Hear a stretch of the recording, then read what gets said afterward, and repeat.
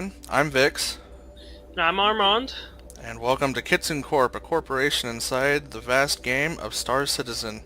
Today's video, we'll be going over what Star Citizen is and what our corporation will be doing inside this vast universe. Just kind of a brief on Star Citizen in case you happen to not know what it is already. Uh, Star Citizen is one of the most ambitious video games to date, in my opinion. As of right now, it's still an alpha. It is a crowd-funded game. Takes place in a open-ended, completely player-driven, persistent universe. It combines space simulators, first-person shooters, in a never-before-done way, incorporating player-driven economy in ways that allow an extensive amount of gameplay options for even those who are not interested in combat in any way, shape, or form. That's just kind of a brief on what Star Citizen is, but today we'll talk a little bit more about what Kitsune Korp is. Alright, so what is our corporation's purpose inside of Star Citizen in the persistent universe? Well, I guess we could say the corporation is built around cargo transportation, at least to start with. Our corporation's focused on cargo transportation, everything from personal to industrial level within the game. Whether you're needing to move your personal assets from one side of a plant to another, or if you're needing to move products for your corporation from one system to another, we can do it. We'll do it, and we'll get it done. Right, and honestly, like, I know a lot of people when they talk to me, they tell me that cargo hauling seems extremely boring, but when you're playing a game like this right here, everyone's going to have their crosshairs on your ship because you're carrying all kinds of unknown goodies. Yeah, all kinds of goods. And even if you're not carrying anything good on you, like if they take you down, they can get on board and they can salvage the ship. Yeah, so I mean, honestly, even an empty ship is still technically a prize to take. I mean, so, and besides, when it comes to the whole cargo running and whatnot, we'll definitely have escort and scouting services. So our corporation definitely it's definitely like a jack of all trades. Will fit in many players' preferences and game styles. So I mean, like you may not want to have to fly a massive cargo transport ship, but you can fly the escort next to it. If you got a nice little fighter or something. So if combat's more your forte.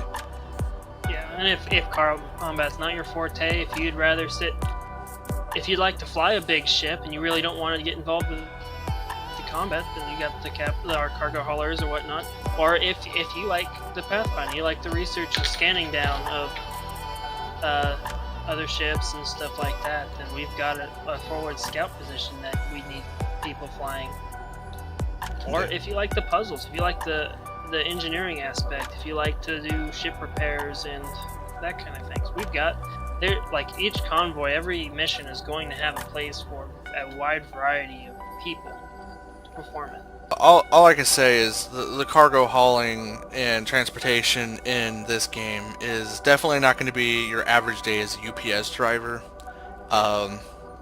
because like I said, anybody could be after you, nobody could be after you, but I mean the threat's always there. Yeah, and it's uncomparable to other courier style missions in other similar or any games really. Most of the time, courier missions, people are like, oh, I gotta do this. It takes time. It's kind of boring. Yada yada yada. In this, yeah, it's gonna take time. It's gonna take planning to do these kind of missions. It's going to take a team to do it efficiently and get the cargo, keep transporting it, and then we have to offload it, and we have to actually find the buyers for it. And say the player-driven economy itself is definitely is definitely one of the things I look forward to. Yeah, where everyone you're interacting with, buyers, sellers.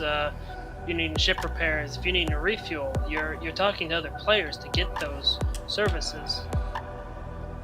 Yeah.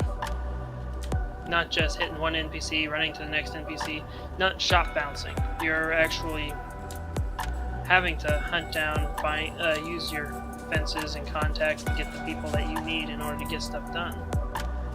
Like the multiplayer aspect, that like you can do these games without a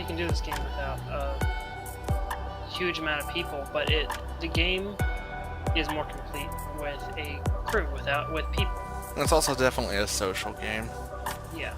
I mean, even like you know, if you don't want to do any of that, I mean, you can do like racing or they're gonna have their Squadron 42, which is the actual like single player campaign, and then they also have their Star Marine, which is their version of a first person shooter multiplayer online.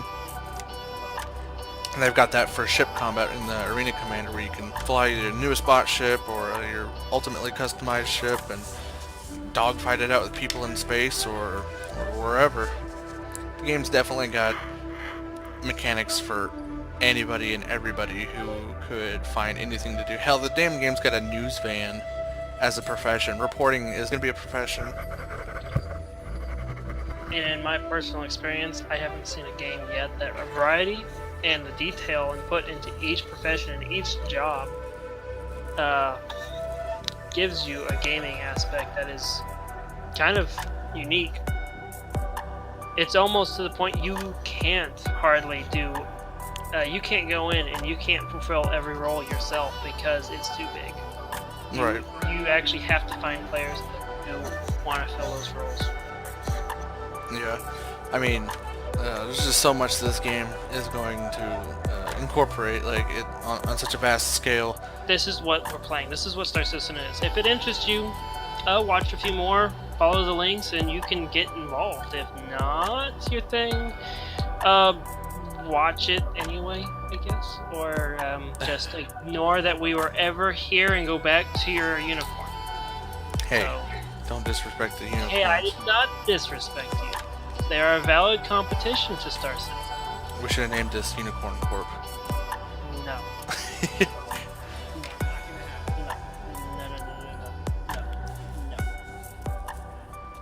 You know, we would have a lot of fun if we named it Unicorn Corp.